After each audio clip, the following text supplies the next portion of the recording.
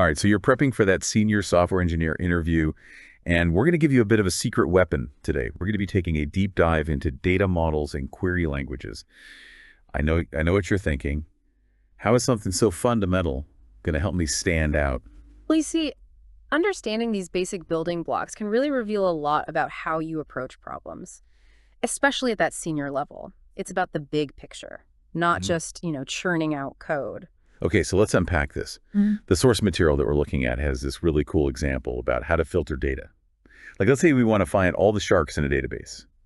There are two completely different ways to approach this. One is imperative and the other is declarative. And yeah, and getting this difference can really, boost your chances in an interview. Think of it this way. Imperative code is like you're writing out a recipe. You're giving very specific step-by-step instructions. You're telling the computer exactly how to find those sharks. Loop through the list, check each item, and Yeah. so on. But with the declarative approach, like if you were to use SQL, it's more like you're just saying, hey, database, just give me all the sharks. You're saying what you want, not how to get it. So with SQL, I'm basically saying, like, just show me the rows where the family column is shark. Exactly. And that shift from how to what is huge, especially when we're talking about the really complex systems that senior engineers work on. Declarative approaches let you do things like optimize and parallelize the work much easier, which are really critical when it comes to performance and, scaling things up. Being able to talk about that in an interview, that shows you're thinking beyond just getting the code to work. So it's more than just knowing SQL syntax. It's about understanding why we use different approaches. That makes a lot of sense. Okay, but here's something that I found really interesting. The original relational model for databases.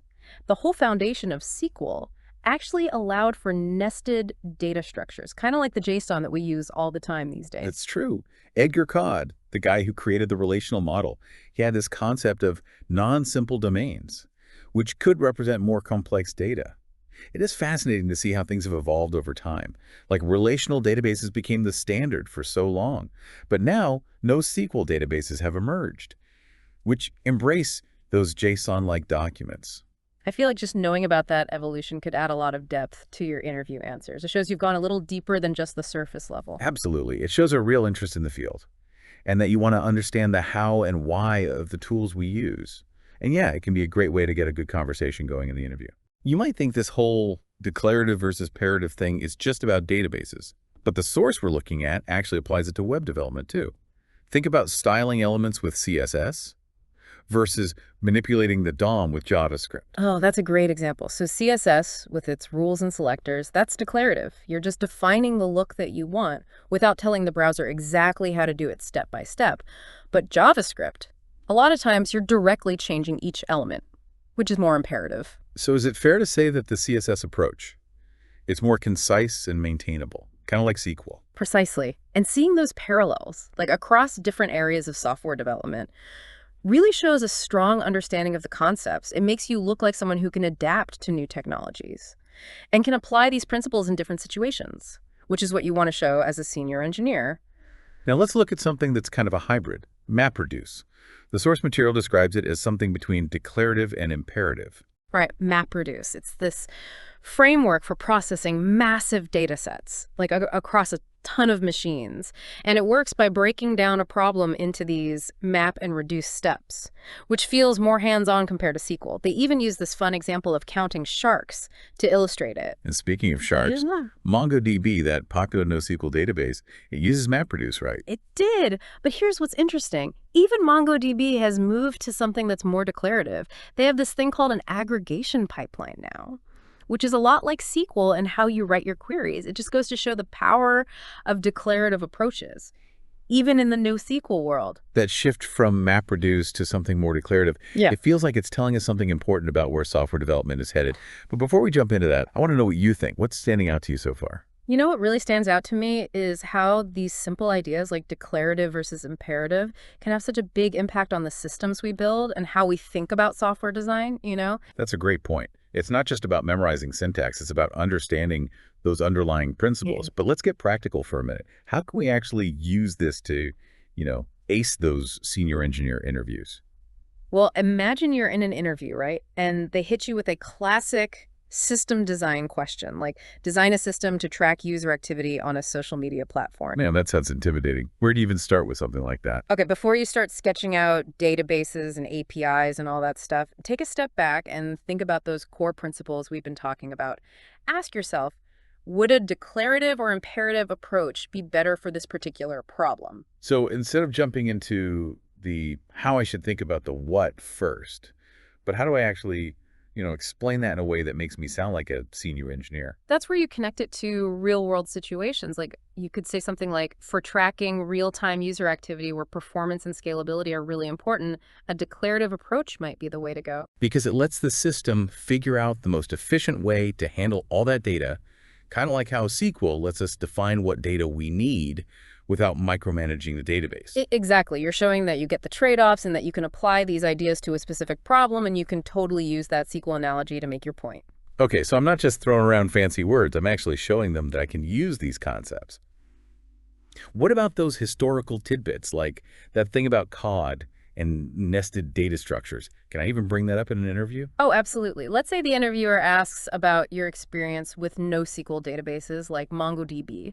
You know, those ones that use JSON-like documents. You could just casually say, it's interesting how NoSQL databases have embraced these flexible document structures, which are kind of like COD's early ideas about representing complex data in the relational model. Whoa, that sounds like a subtle way to, show off your knowledge without actually showing off. It makes it seem like you've really thought about the history of these technologies. Remember, interviewers are looking for people who are passionate and genuinely interested in the field. A well-placed historical reference can be a great conversation starter, and it'll make you stand out. That's great advice. We've talked about system design and database questions. But what about algorithm and coding challenges? Those are pretty common in senior engineer interviews, right? Can these principles help us with those too? Oh yeah, for sure. Even when you're writing code, you can still show that you understand declarative approaches. For example, if they ask you to write a filtering function, you can highlight the benefits of using higher order functions like filter or map instead of writing a loop from scratch. Because those higher order functions let us focus on the filtering logic without getting bogged down in the how of iterating through each element. Exactly. You're demonstrating that you can write code that's not just functional, but also elegant and maintainable. And that's what every interviewer loves to see. You could even say something like, using filter lets me express this logic in a more declarative way, which makes the code more readable and easier to maintain. Okay, I'm starting to feel a lot more prepared to tackle those interview questions. But what if the interviewer doesn't specifically ask about these concepts? Should I try to force them into the conversation? That's a great question. And yeah, you need to be strategic about it. You want to show off your knowledge, but you don't want to sound like you're just reading from a textbook. Look for natural openings in the conversation. If they ask about my approach to problem solving or my design philosophy, those are good opportunities to bring up these principles. Exactly. You could say something like, I really try to design systems that are flexible and adaptable, and I find that declarative approaches often help me achieve that. That sounds a lot more natural than just throwing in jargon. But, interviews can be nerve-wracking. What if I forget all these brilliant insights in the moment? That's totally normal. The key is to practice and really internalize these concepts. Think about how you can connect them to common interview questions. Prepare some examples and stories that you can use to show your understanding. So I shouldn't just try to memorize definitions. I should really understand these ideas deeply so I can talk about them naturally and relate them to real situations. Exactly. And remember, interviews aren't just about technical skills. They're about showing your personality and your passion for technology. Don't be afraid to show your enthusiasm and that you're always eager to learn and grow. Okay, we've covered a lot here, from system design to coding challenges. What's one key takeaway that you hope our listeners will remember as they get ready for their senior engineer interviews? I think the most important thing is to connect the dots between theory and practice. Don't just learn definitions. Wow. Understand how these concepts actually translate into real-world skills and how you can use them to solve problems and build better software. That's such valuable advice. And on that note, it's time for us to turn our attention to the future. We've seen how data models and query languages have evolved over time. But where are they headed next? What new and exciting developments should aspiring senior engineers be keeping an eye on? It feels like everything we've talked about is leading to a whole new era of data management and analysis. What are some of the trends that are shaping this future, and how can our listeners prepare for all this change? Well, one of the biggest things is this move towards distributed systems as data sets keep getting bigger and more complex, we're seeing a shift away from those big monolithic databases, Yeah. and more towards systems that spread the data across multiple machines. So instead of keeping everything in one place, we're spreading it out across a network of servers that makes sense for performance and scalability.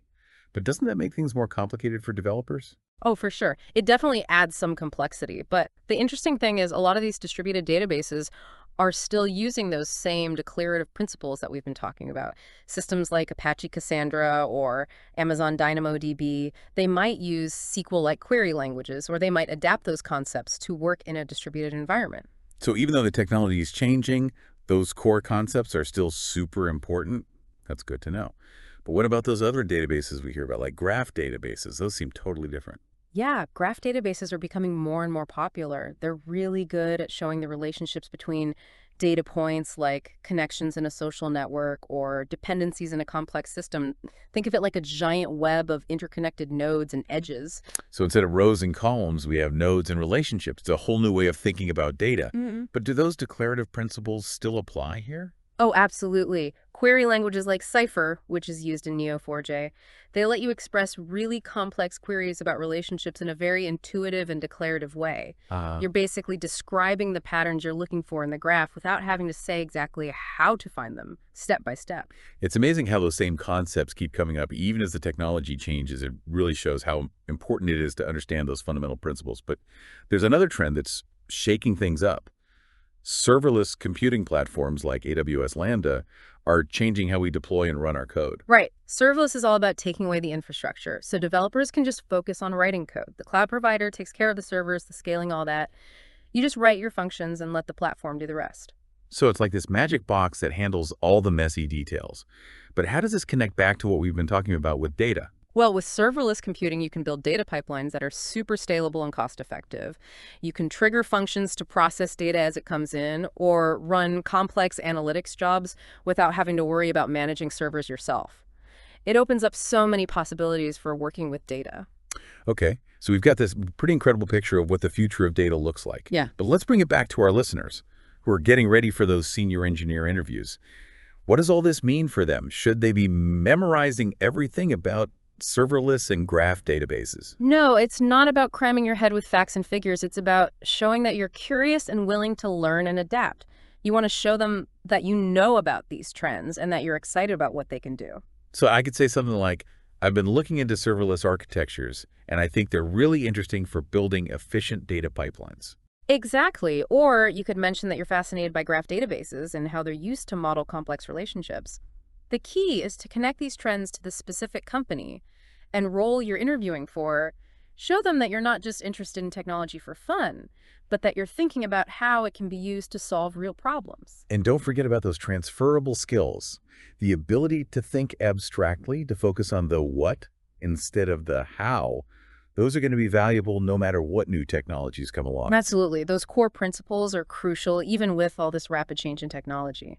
Well, on that note, we've reached the end of our deep dive. I hope you, our listener, are feeling as pumped about the future of data as we are. Remember, the journey to becoming a senior software engineer isn't just about mastering specific technologies. It's about being a lifelong learner who can adapt to anything. That's right. Stay curious, keep exploring, and never stop asking questions. Who knows? Yeah. Maybe you'll be the one inventing the next big thing in data technology. And when you do, we'll be here to take a deep dive into it. Until then, happy coding and good luck with those interviews.